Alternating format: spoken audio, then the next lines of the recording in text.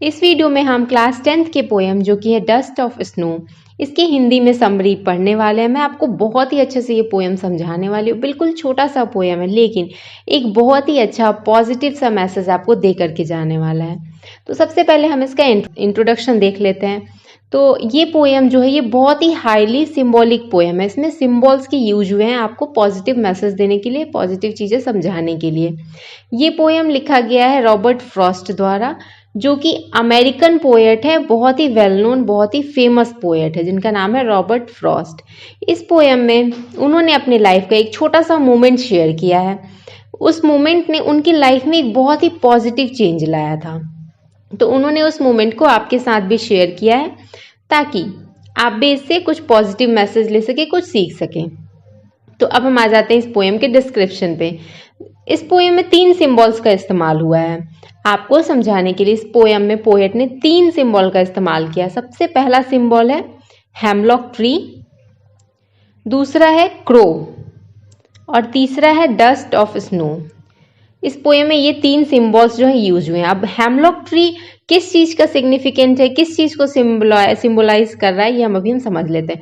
Hemlock tree जो है वो एक पॉइजनस ट्री होता है, मतलब जहरीला पेड़ माना जाता है। हेमलॉक के पेड़ को बहुत ही जहरीला पेड़ माना जाता है। इट सिंबलाइजेस डेथ, ये क्या डेथ को रिप्रेजेंट करता है। Crow is the symbol of inauspiciousness and snow all represent death. अब इसमें जो क्रो है ना, क्रो क्या का सिंबल है, अपशगुन का। क्रो को बहुत ज्यादा अपशगुन माना जाता है, बैड लक के लिए माना जाता है क्रो को। तो ये भी एक नेगेटिव सिंबल ही है। तीसरा है स्नो, स्नो को क्या माना जाता है, स्नो को भी डेथ का सिंबल माना जाता है। तो ये क्या है, 3 जो आपके इसमें सिंबल्स यूज हुए हैं, हेमलॉक ट्री, क्रो और डस्ट ऑफ स्नो, ये सारे के सारे क्या है, नेगेटिव चीजें बता रहा है आपको, नेगेटिव चीजें दर्शा रहा है। तीनों ही चीजें नेगेटिविटी से रिलेटेड है। But all these natural things have been used by the poet in an ironical manner.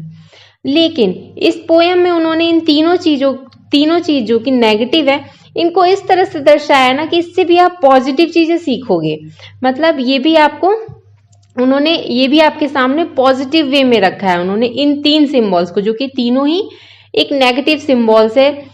Hemlock tree जो है वो पॉइजनस ट्री है। क्रो जो है वो बहुत ही इनऑस्पिशियसनेस का सिंबल है, मतलब अपशगुन माना जाता है। स्नो जो है, डस्ट ऑफ स्नो, उसे भी डेथ का रिप्रेजेंटेटर माना जाता है। तो यहाँ तीनों ही सिंबल जो है बिल्कुल नेगेटिव है, लेकिन पोएट ने इन्हें इस तरीके से आपके सामने रिप्रेजेंट किया है कि उससे भी आप पॉजिटिव चीजें सीखने वाले हो। इस पोएम में जो hemlock tree, crow and dust of snow, जो ये तीनों सिंबल्स हैं, ये तीनों नेगेटिव चीजों को दर्शाते हैं। लेकिन पोएट ने इसे अपने पोएम में पॉजिटिव चीजों को दर्शाने के लिए यूज किया। मतलब इन नेगेटिव चीजों से भी पोएट ने अपने पोएम में पॉजिटिव चीजों को ही दर्शाया है, उनकी पॉजिटिविटी को दर्शाया। हेमलॉक ट्री जो कि एक पॉइजनस ट्री है, लेकिन फिर भी वो अपना काम तो कर ही रही है ना, वो एक ये ग्रीनरी को रिप्रेजेंट कर रही है। साथ में वो क्या करती है, ऑक्सीजन प्रोवाइड करा रही है। दूसरे में क्या, क्रो है। क्रो को भले ही अपशगुन माना जाता है, लेकिन वो अपना काम करता रहता है, ऐसा नहीं कि वो बैठा रहता है। क्रो जो है वो अपने सारे काम करता रहता है, दाने चुग करके लाना, खाना। वहीं डस्ट ऑफ स्नो जो है वो भी अपना काम करता रहता है। जैसे कि अगर जो डस्ट ऑफ स्नो है उसे भी डेथ का रिप्रेजेंटेटर माना गया है। लेकिन वहीं अगर किसी ऐसी जगह में कोई रह रहा हो जो कि बहुत गर्म जगह है, तो वहां उसे तो ऐसा लगेगा ना कि थोड़ी सी अगर इधर भी बर्फबारी हो जाए या ठंडापन हो जाए तो कितना अच्छा लगेगा।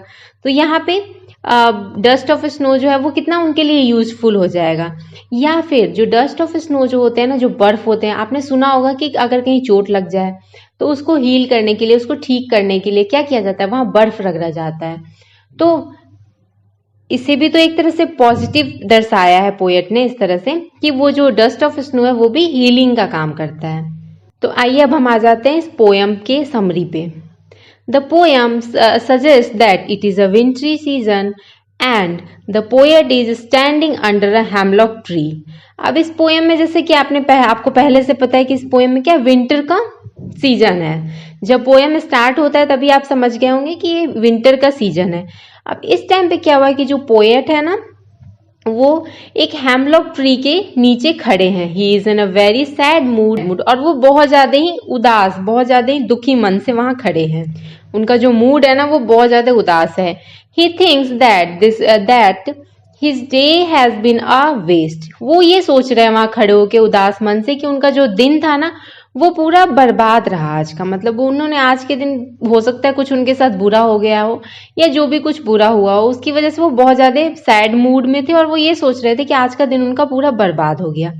Just then a crow who is sitting on the tree shakes down some dust of snow on him. तभी क्या होता है कि ऊपर एक ये पेड़ पे एक कौआ, ये जो कि क्रो है, वो बैठा हुआ था। अब उसने कुछ मूवमेंट किया होगा, हिला डुला होगा या फिर जो भी कर रहा होगा। तो उसके हिलने डुलने की वजह से क्या हुआ, उसके शेक होने की वजह से क्या हुआ कि वहां से कुछ जो ये स्नो के जो कुछ डस्ट थे ना, जो स्नो जो भी उस पे पेड़ पे पड़ा हुआ होगा, वो क्या होता है कि वो पोएट के ऊपर आके गिर जाता है। The fresh and cold touch of snow changes the poets state of mind. जब उनके ऊपर वो स्नो का जो डस्ट था ना, वो तो बिल्कुल ठंडा होगा ना, वो बर्फ की कण है, बर्फ का ही धूल है, तो वो तो बिल्कुल ठंडे ठंडे होंगे। तो वो जब उनके ऊपर गिरता है ना, वो ठंडा जो उनको टच होता है, वो ठंडा टच उनको क्या महसूस करा देता है, बहुत ही अच्छा महसूस कराता है उनको। पूरा जो स्टेट ऑफ माइंड था ना, उनका जो सोच था यहाँ पे बिल्कुल चेंज हो जाता है।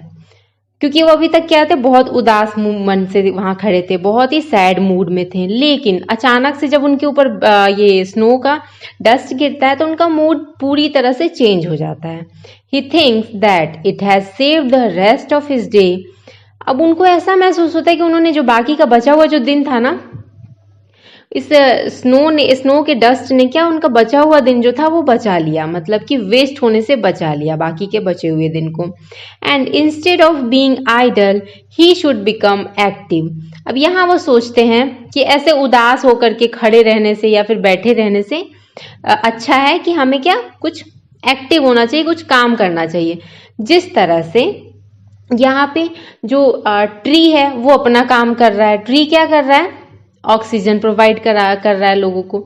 वहीं पे दूसरा क्या, कौवा जो है वो क्या कर रहा है, वो अपने काम में लगा हुआ है, अपने दाने ढूंढना, खाना, या फिर अपने जो भी काम है वो कर रहा है। ऐसा नहीं कि वो बैठा है उदास होकर के। जबकि ये दोनों ही चीजें क्या है, नेगेटिव सिंबल्स हैं। ऐसा तो नहीं ना कि नेगेटिव होकर के वो बैठे हुए हैं, नहीं, वो अपने पॉजिटिव काम में ही लगे हुए हैं। तीसरा है स्नो। तो डस्ट ऑफ स्नो जो है वो भी अपना काम कर रहा है। डस्ट ऑफ स्नो का क्या काम होता है, आपने देखा होगा कि जब भी हमें कहीं चोट लगता है कुछ, तो लोग क्या करते हैं, उसके हीलिंग के लिए उस पर बर्फ लगाते हैं। तो वो क्या एक हीलिंग प्रोसेस में भी काम आता है। तो उसी तरह से अभी उन्होंने क्या किया, जो डस्ट ऑफ स्नो था उसने क्या किया, जो पोएट का स्टेट ऑफ माइंड था उसे हील किया।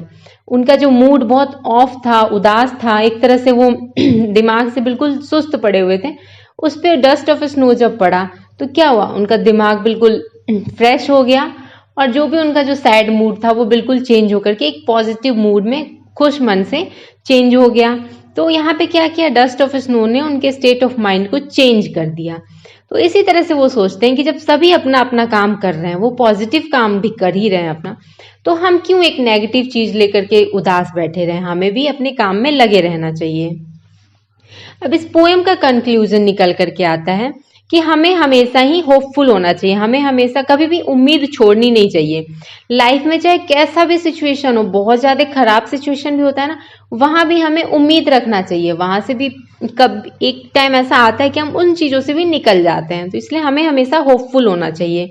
There is always an opportunity to change our mood from sad to happy. हमेशा ही हमारे लाइफ में मौका होता है कि अगर हम उदास हैं, किसी चीज से दुखी हैं, तो हमें उस मूड को चेंज करके हैप्पी मूड में चेंज करने का पूरा पूरा मौका मिलता है। बस वो हमारे ऊपर है कि हम उसे किस तरह से यूज करते हैं, किस तरह से अपने लाइफ में पॉजिटिविटी लाते हैं। तो ये थे आपके poem dust of snow. Thanks for watching and happy learning.